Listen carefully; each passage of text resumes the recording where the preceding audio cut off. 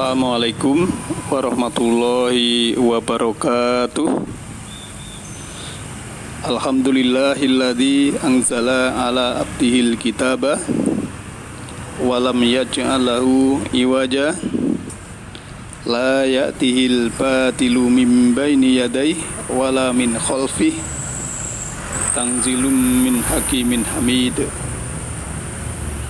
Segala puji habis untuk Allah yang telah menurunkan kepada hambanya Alkitab Al-Quran dan dia tidak mengadakan kebengkokan di dalamnya.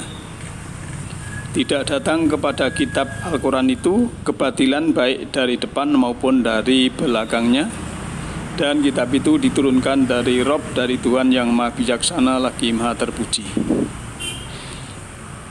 Ikhwanidin, kajian Majelis Taklim Nurul Huda yang insya Allah dirahmati oleh Allah Subhanahu wa Ta'ala. Kita jumpa lagi dalam kajian online sahur-sahur pada pagi hari ini, dan ini hari yang ke-27 ya. Ya, mudah-mudahan kita semua diberi kesehatan, dan marilah kita senantiasa bersyukur, menghargai pemberian Allah Ta'ala pada kita semua berupa keberlimpahan di dalam hidup ini. Pada pagi hari ini saya akan sharing, kita mengkaji yang ringan-ringan saja ya. Kalau biasanya kita mengkaji yang tentang hakikat marifat itu karena kalau memang ilmunya belum sampai ya agak bingung. Biasanya kan yang dipelajari cuma fikih, syariat, kemudian berapa pahalanya, kemudian surga, neraka, kan begitu. Jadi ada perbedaan memang untuk mengaji lebih mendalam, karena ayat Al-Quran itu ada lapisan-lapisan ya. Sering saya sampaikan, lapisan luar itu ya sabut dan tempurungnya. Jadi kalau kita baru membaca itu ya belum mendapatkan, ibaratnya kelapa itu belum mendapatkan kelapanya, belum mendapatkan airnya, apalagi santan dan minyak belum. Baru kita karena baru membaca. Karena biasanya itu diiming-iming oleh pahala kalau membaca satu huruf 10 kebaikan, kan begitu. Padahal hadisnya itu panjang. Yang mendapat 10 kebaikan itu adalah orang yang sudah tilawah ya, sudah mendalami dan juga melaksanakan. Itulah yang mendapatkan 10 kebaikan. Bahkan kalau secara holistik ya, Nabi juga mengatakan celaka orang yang membaca Al-Quran tidak melewati tenggorokannya. Itu maksudnya apa? Ya cuma dibaca, tidak paham apa-apa. Jadi misalnya disuruh untuk ke utara, tapi karena tidak paham ya, walaupun sudah membaca tapi masih ke selatan misalnya, demikian.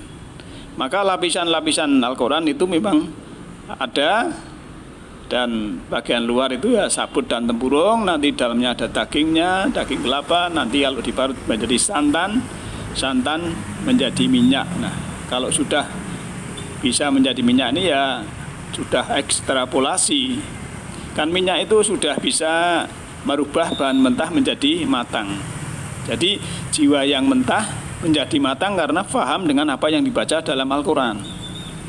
Ya, kesadaran yang masih mentah menjadi matang kesadarannya ya, karena paham dan ada keimanan, terus ingin melaksanakan, sehingga matang keinsafannya, matang spiritualnya.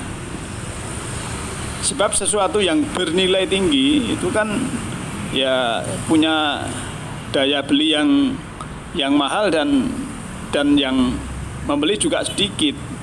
Jadi kalau mendalami Al-Quran secara mendalam ya, itu memang sudah ekstrapolasi, itu jarang yang sampai ke situ. Tapi kebanyakan ya hanya dibaca ya, kebanyakan hanya ngaji kulit ya, ngitung pahala, tahun lalu temanya pahala, hari ini temanya juga pahala lagi, ya. Terus gitu saja. Nah, repotnya kalau sudah demikian, sudah merasa tahu, padahal sebetulnya tidak tahu. Kalau diberitahu, tidak tahu, tidak mau tahu. Ya. Nah, ini yang repot kalau sudah begini. Tapi kalau orang yang tidak tahu, tapi kalau dirinya tidak tahu, dia malah ingin tahu, ingin belajar, ya, ingin mendapatkan pencerahan, ingin mendapatkan petunjuk dari Allah Subhanahu wa taala. Nah, ikhwatin yang berbahagia, maka apapun yang sudah kita terima dari Allah perlu kita syukuri, ya. Alhamdulillah kita sudah menjadi insan-insan pilihan, mau belajar mendalami ayat-ayat Allah. Dalam Al-Qur'an, ya, surah kelima, surah Al-Maidah ayat 39, Allah berfirman, "Faman taba mim ba'di dzulmihi wa aslaha fa innallaha yatubu alaihi innallaha ghafurur rahim." Maka barang siapa kembali sesudah melakukan keburukan, kemudian dia mau memperbaiki diri, maka sesungguhnya Allah menerima kembalinya. Sesungguhnya Allah Maha Pengampun lagi Maha Penyayang. Ikhwanidin yang berbahagia, hidup ini adalah perubahan, dan perubahan itu adalah hukum universal. Jadi keburukan itu adalah menyimpangkan diri dari sifat sejatinya jiwa. Kalau kita mau kembali setelah menyimpang, maka secara otomatis ampunan dari Allah akan datang. Maka saat menyimpang itu hendaklah kita segera pulang ke rumah asli kita. Kita tahu bahwa masalah sering terjadi karena adanya campur tangan. Harus kita sadari bahwa yang menciptakan masalah adalah solusi itu sendiri. Kita sudah pernah mengalami dan merasakan bahwa saat kita mencoba memperbaiki dunia, maka dunia justru akan memburuk. Maka kita keluar, ya, kita jangan keluar daripada diri kita sendiri. Kita harus ke dalam, meniti ke dalam diri. Jangan keluar dari diri sendiri. Segera ke dalam, nanti perubahan hanya akan terjadi jika kita merubahnya ke dalam. Oleh karena itu, dengan merubah ke dalam, maka yang di luar tidak merasa dirubah, tetapi pasti berubah dengan sendirinya. Sebab apa? Ketika kita keluar, maka kita akan selalu melihat ketidakadilan. Ya, kita akan melihat ketidakadilan di mana-mana, lalu akan protes, tak terima dan menyalahkan. Sebab apa? Mati hidup, ya, itu memang urusan Tuhan. Tapi marilah kita ini hidup dengan damai. Caranya ya kita bersikap tulus, peduli, ya. Jangan memberikan arah, karena diri kita sendiri justru akan menghalangi jalan. Kita harus mengajar mengalah tanpa berusaha untuk mengubah. Kita beristirahat, ya, dalam pekerjaan yang hari ini selesai. Ya, kita istirahat dulu. Supaya apa? Supaya ada pendingin, refreshing, kan begitu. Lebih baik itu berhenti dari awal ketimbang mengisi terlalu penuh. Jangan menimbun kekayaan terlalu banyak, karena kita akan menjadi sulit terlindungi. Kita juga jangan ngomong, ngobrol, berbicara terlalu banyak, karena kita akan kebingungan sendiri. Juga jangan pura-pura tahu, karena itu adalah sikap provokasi, dan jangan mengejar reputasi karena di sana ada sarang fitnah. Teman-teman yang berbahagia, kalau kita melihat pakaian di toko yang mahal, itu jangan menyalahkan penjualnya, dan juga jangan berpikir mahal. Karena dengan berpikir mahal, selamanya kita tak akan merasakan memakai pakaian itu. Maka kita berpikir bahwa kita pasti dapat membelinya. Kuncinya ya kita ingat, kemudian kita berpikir positif, rileks, sejenak, ya, agar pikiran mudah menjadi baik, hingga jiwa bisa tenang. dan hidup menjadi damai, ya. Selalu bersyukur dengan apa yang sudah kita peroleh, membuat hidup lebih bahagia, tenang dan nyaman. Maafkanlah akan membawa ketenangan pikiran. Kemudian juga kita memaafkan orang lain juga bisa menjadikan tenang jiwa.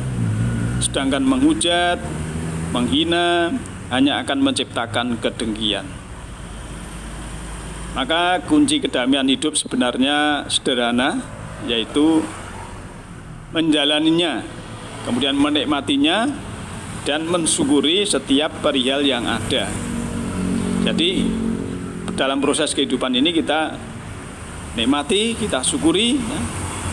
Sebab apa? Memang perjuangan itu bukan proses penderitaan menuju tujuan, tetapi ya proses memantaskan diri meraih tujuan.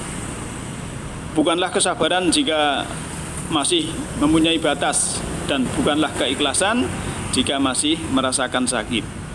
Kehidupan adalah serangkaian pelajaran yang harus dialami untuk dimengerti. Jika kita sudah bisa pasrah sepenuhnya pada Allah, aslama, ya, total, pasrah total, maka yang tersisa hanya takdir di ujung kisah. Kita tetap berwibawa, tak angkuh, ya, tak sombong, meski terkadang diri ini harus kecewa, ya, sebab ya kita memang akan dididik oleh Allah menjadi manusia yang istimewa. Masalah tidak akan menjadi rumit jika kita dapat menyikapinya dengan sabar dan kelapangan dada. Tidak penting apa yang orang lain pikirkan tentang diri kita ini, tetapi yang lebih penting adalah kita pikirkan tentang diri kita untuk kebaikan kita ini. Iman yang berbahagia, yang berhubungan dengan perubahan, ya, kalau kita melihat di dalam surah keempat, surah An-Nisa ayat 66, itu kan menyebutkan a'udzubillahi minasyaitonirrajim, aniktulu anfusakum awih ruju, ya, min diyarikum ma fa'aluhu ila qalilum minhum.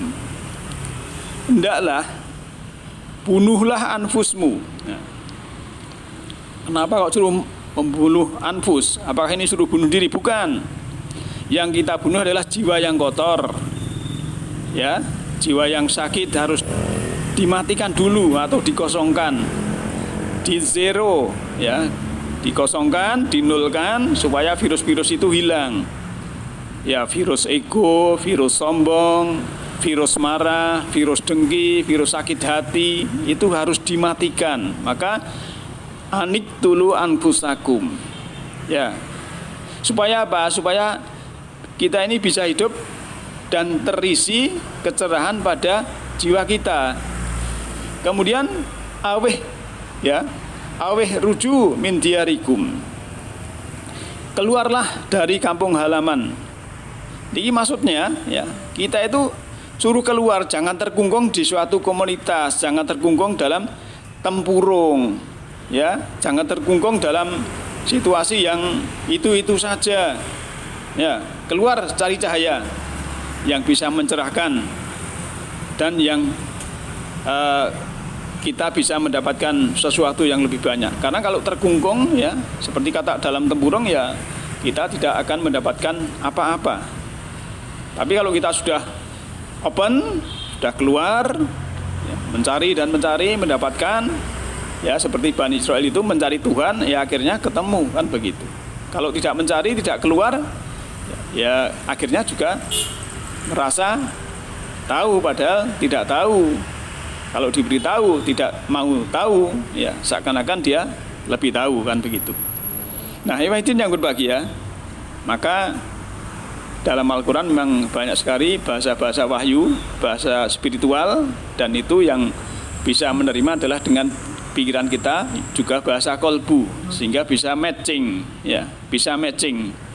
Wahyu itu materi, ya, ada proses resonansi terjadi ketika jiwa kita suci atau bersih dan jujur. Jadi menerima wahyu itu pakai mata kolbu. Seperti Nabi Muhammad juga menerima wahyu dengan membuka mata kolbu. Maka membuka mata kolbu, meniti ke dalam diri, ya, juga ma'rifatullah, itulah kunci daripada keterangan kita, karena kita paham dengan sesungguhnya. Kalau kita sudah paham dengan sesungguhnya, insya Allah kita akan menjadi tenang, damai, dan tidak akan terumbang-ambing oleh kehidupan ini. Demikian pagi hari ini, ya, sahur-sahur. Mudah-mudahan kawan-kawan semua dan Bapak Ibu dikasih sayangi Allah, diberi keberlimpahan, diberi kesehatan, sehingga hidup ini makin hari makin baik, walaupun usia makin tua, ya, tulang sudah lemah, tapi jiwa harus kita gagahkan. Dengan jiwa kita yang gagah, ketuaan kita tidak terasa lagi. Nah, demikian. Nasrun minallahi wa fadlun qarib. Alhamdulillahirabbil alamin. Assalamualaikum warahmatullahi wabarakatuh.